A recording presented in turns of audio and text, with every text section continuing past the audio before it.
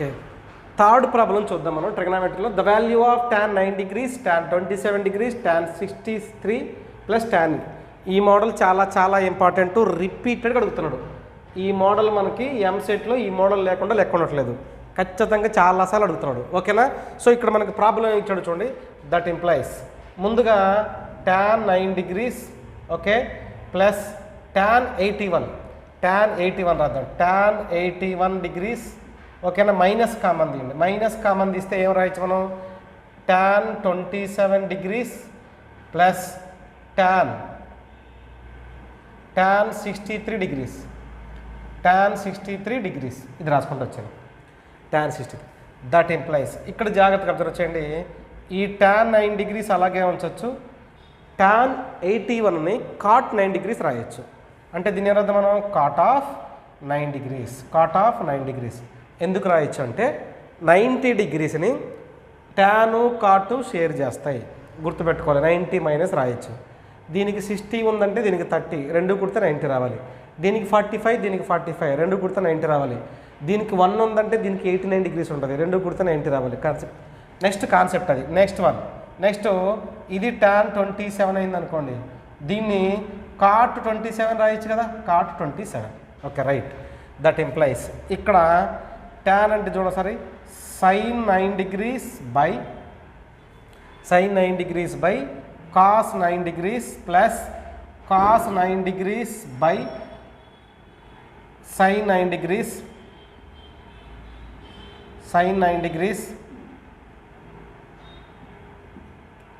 degrees minus sin 27 degrees by cos 27 degrees plus next cos 27 degrees by sin 27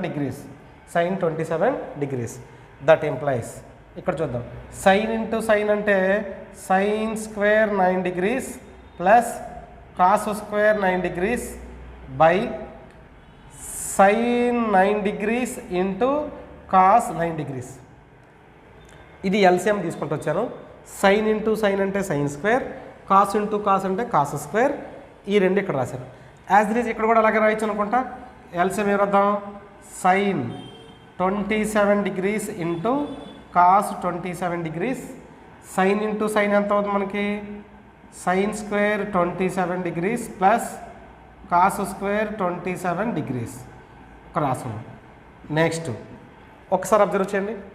sin square plus cos square 1, ఈ sin square plus cos square 1, మనకి మిగిలిపోయింది ఎంతో చూద్దాం. That implies 1 by sin 9 degrees into cos 9 degrees. Next minus 1 by sin 27 degrees into cos 27 degrees.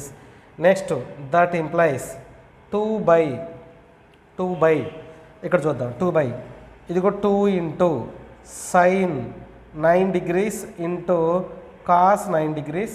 ఓకేనా? ఇక్కడ observe చేయాల్సింది 2తో multiply చేసి డివైడ్ చేస్తున్నాను. ఓకేనా? నెక్స్ట్ మైనస్ ఇక్కడ రాద్దాం 1 బై అంటే రాద్దాం 2 by 2 sin 27 degrees into cos 27 degrees. ఇక్కడ 2తో మల్టిప్లై చేసి డివైడ్ చేస్తాం. 2తో మల్టిప్లై చేసి డివైడ్ చేస్తే మనకి ఏం వచ్చిందో చూద్దాం. దట్ ఇంప్లైస్ ఇక్కడ చూద్దాం. దట్ ఇంప్లైస్ ఇదిగో రెండిట్లో 2 కామన్ తీస్తున్నా, దీనిలో పైన న్యూమరేటర్లో ఉన్న 2 కామన్ తీస్తే 2 sin θ cos θ అంటే sin 2 θ అంటే ఎంత?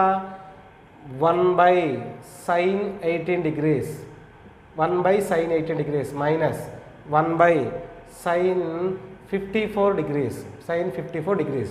దట్ ఇంప్లైస్ 2 బయట రాసి దీనికి LCM sin 54 degrees minus sin 18 degrees by next ఎంత అవుతుంది మనకి?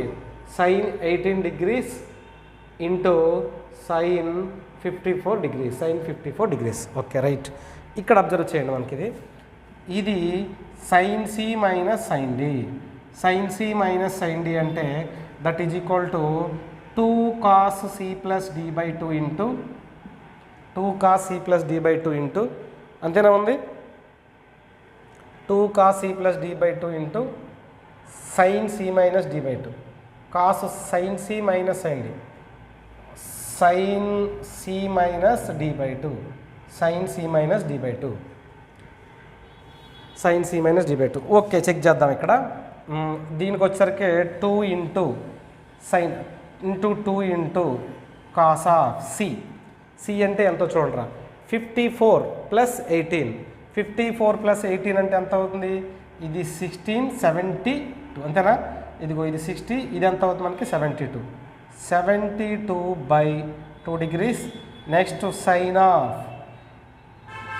ఆఫ్ 54 మైనస్ అంటే ఎంత అవుతుంది మనకి? 36.